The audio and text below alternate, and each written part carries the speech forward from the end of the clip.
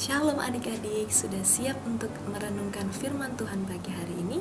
Lausa berharap kita semua tetap semangat ya untuk renungan. Mari siapkan Alkitabnya, kita semua. Kita akan berdoa sebelum kita memulai merenungkan firman Tuhan. Mari kita berdoa. Tuhan, terima kasih, kami bersyukur pagi hari ini Tuhan boleh kembali menolong kami sehingga kami bisa bangun dengan tubuh yang kuat dan sehat. Kami bersyukur juga Tuhan, kami boleh merenungkan firman Tuhan di pagi hari ini. Kami memohon Tuhan menolong kami agar kami boleh fokus dalam firman-Mu dan kami boleh diberkati oleh firman-Mu pagi hari ini. Terima kasih Tuhan, di dalam nama Tuhan Yesus kami berdoa dan mengucap syukur. Amin. Ya, adik-adik, di suatu waktu ada seorang bapak tua yang punya banyak hutang kepada seorang bos yang kaya raya. Ya, adik-adik, waktu itu, pada hari itu adalah hari terakhir bapak ini harus melunasi semua hutangnya. Sudah ada perjanjian kalau tidak bisa membayar maka ada hukuman yang akan diberikan kepada bapak tua tersebut. Adik-adik, pada saat itu bosnya menyuruh anak buahnya pergi untuk menagih hutang ke rumah bapak tua itu.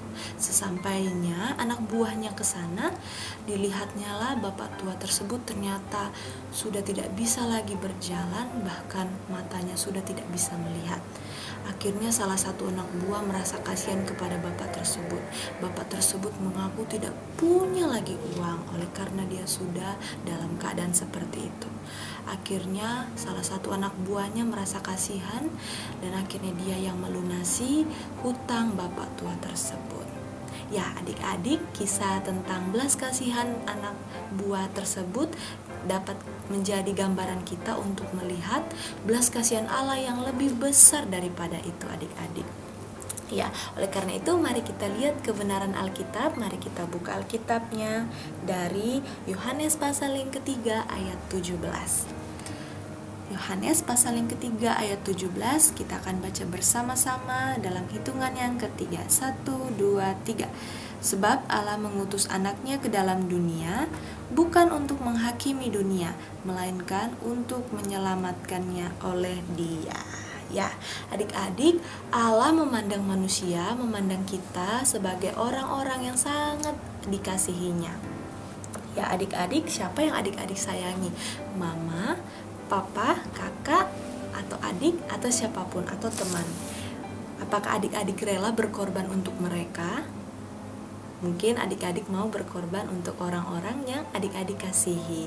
Tapi bagaimana jika adik-adik berkorban untuk orang yang jahat, untuk orang yang sering mengganggu adik-adik? Pasti gak mau kan? Gak sudilah menolong orang yang jahat. Ngapain kita membantu orang yang jahat? Tapi tidak dengan Allah, adik-adik. Allah sendiri mau berkorban hidupnya untuk kita, untuk orang-orang yang jahat dan berdosa, yaitu dengan mengutus Yesus ke dalam dunia untuk menyelamatkan kita. Adik-adik, bagaimana Tuhan Yesus menyelamatkan kita? Mari sama-sama kita lihat. Tuhan Yesus datang ke dunia ini sebagai manusia, bukan untuk menghukum manusia, tetapi untuk menyelamatkan manusia. Selanjutnya, Tuhan Yesus di dunia ini menjalani kehidupan yang sempurna. Artinya sempurna, tidak mempunyai kesalahan atau dosa sedikit pun. Tuhan Yesus tidak melanggar hukum Allah, apalagi melanggar hukum manusia selama dia ada di bumi. Tuhan Yesus taat kepada Allah dengan melaksanakan tujuannya yang besar. Tujuan akhirnya di dunia ini yaitu untuk mati di kayu salib. Ya, adik-adik, Tuhan Yesus bukan orang jahat, bukan pembunuh, bukan pencuri, tetapi Tuhan Yesus dihukum mati di kayu salib.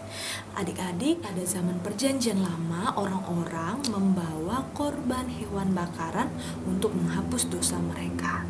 Tetapi adik-adik, itu tidaklah sempurna karena itu adalah hanyalah usaha dari manusia.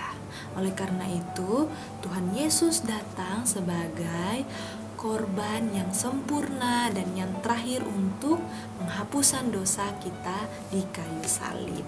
Adik-adik, kita sebagai orang-orang yang sudah diselamatkan, yang sudah dihapus hutang dosanya, lalu apa yang seharusnya kita lakukan kalau kita sudah ditolong? Yang pertama, kita harus percaya dengan sungguh-sungguh kepada Tuhan sebagai Tuhan yang sudah menghapus dosa kita, dan kita percaya kita sudah diselamatkan. Yang kedua, yang tidak kalah pentingnya adik-adik, kita harus bertobat. Bertobat artinya tidak lagi melakukan hal-hal buruk, tidak melakukan lagi hal-hal dosa yang tidak baik yang dianggap oleh Tuhan.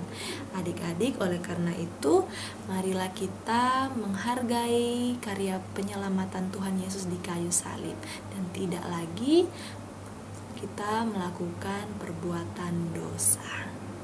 Adik-adik, kita bersyukur karena Tuhan mau mati untuk kita. Kita akan menutup dalam doa. Mari kita berdoa.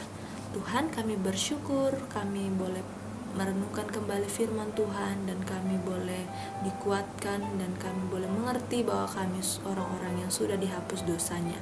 Kiranya Tuhan menolong kami supaya kami lebih menghargai karya penyelamatan Tuhan di dalam hidup kami. Terima kasih Tuhan, dalam nama Tuhan Yesus kami berdoa. Amin.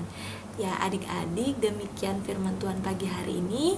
Sampai jumpa di esok hari. Dadah.